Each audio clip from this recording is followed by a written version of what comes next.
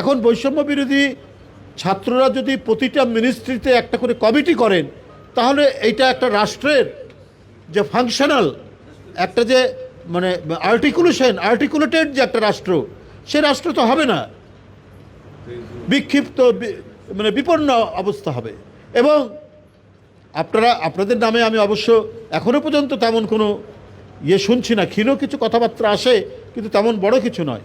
কিন্তু এইটা যদি দেখে যে ছাত্ররা একটা মিনিস্ট্রিতে একটা কমিটি করে তারা চালাচ্ছেন, ব্যবসায়ীরা সব আপনাদের পিছনে ছুটবে এবং আপনাদের বালিশের নিচে টাকা দিতে শুরু করবে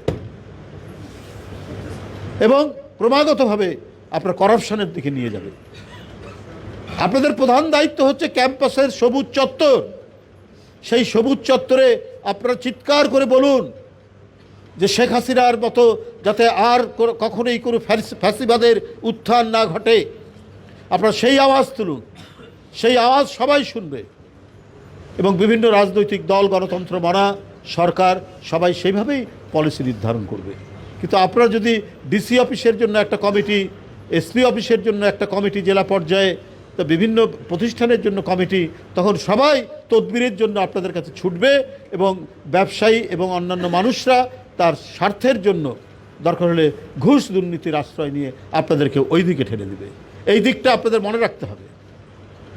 যার যেখানে ওই যে একটা কথা আছে না, বন্যেরা বনে সুন্দর, শিশুরা মাতৃ করে, তাই ছাত্র যারা তাদের জায়গা হচ্ছে ক্যাম্পাস।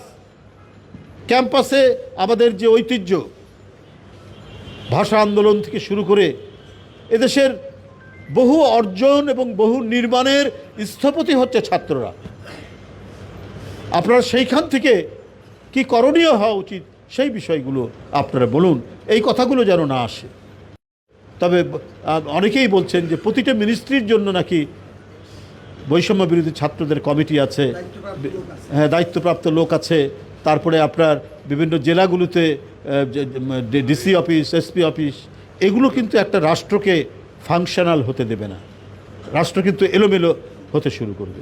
তো সুতরাং আমরা 5ই আগস্টের অর্জনকে যাতে একটা সমন্বিত করতে পারি, আমরা যাতে এটা এমন একটি পরিস্থিতি তৈরি করি যে একটা আধুনিক বাংলাদেশ, একটা গণতান্ত্রিক বাংলাদেশ, যেখানে প্রত্যেকটা মানুষের কণ্ঠের উচ্চারণ যাতে স্বাধীনভাবে থাকবে এবং একটা মানুষ তার মত প্রকাশের স্বাধীনতার ক্ষেত্রে সে কখনোই আইন শৃঙ্খলা বাহিনীর টর্চারের মুখোমুখি হবে না, সেই বাংলাদেশ আমরা গড়ব।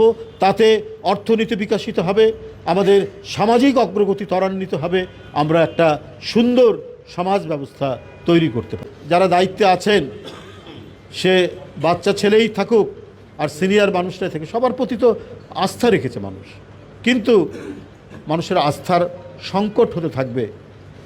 আপনার যদি বৈষম্য বিরোধী ছাত্র তাদের যে অবদান, সেই অবদান তো আমরা গর্বের সাথে সবসময় উল্লেখ করি এবং আপনাদেরকে সমর্থন করতে গিয়ে আমরাও তো ঘরে বসে থাকিনি, আমাদেরকেও তো জেলে যেতে হয়েছে ওই আন্দোলনে, আমার মতো আরও অনেক নেতাকে। এবং 5 তারিখে শেখ হাসিনার পতনের আগের দিন পর্যন্ত আমরা ডিবি অফিসে রিমান্ডের মধ্যে ছিলাম, কিন্তু আমরা তো কেউ ক্ষমতার শেয়ার চাইনি। এখন বৈষম্য বিরোধী ছাত্ররা তারা পতনের পর তারা কী রকম দেশ চায় এবং সর্বপ্রথম হচ্ছে তারা এই দেশের শিক্ষানীতিকে কিভাবে গড়ে তুলবে, সেইটা তো হচ্ছে তাদের কাজ। বাংলাদেশের মানুষের বিরুদ্ধে, বাংলাদেশের সেনাবাহিনীর বিরুদ্ধে মানে অপপ্রচার এবং অপতথ্য তারা বিতরণ করছেন, প্রসারিত করছেন মিথ্যাগুলো। আমরা বিস্ময়ে দেখছি যে ভারত তো একটি বৃহৎ গণতান্ত্রিক দেশ, আমরা যেমন তাদের বিভিন্ন বাংলাদেশের প্রতি আচরণের কারণে আমরা যেমন সমালোচনা করি, কিন্তু দেশের আভ্যন্তরীণ গণতন্ত্রের জন্য তো আমরা তাদেরকে প্রশংসাও করি। তাদের যে ডেমোক্রেসির ইন্টারনাল বিউটি, তার জন্য তো আমরা তাদেরকে প্রশংসাও করি।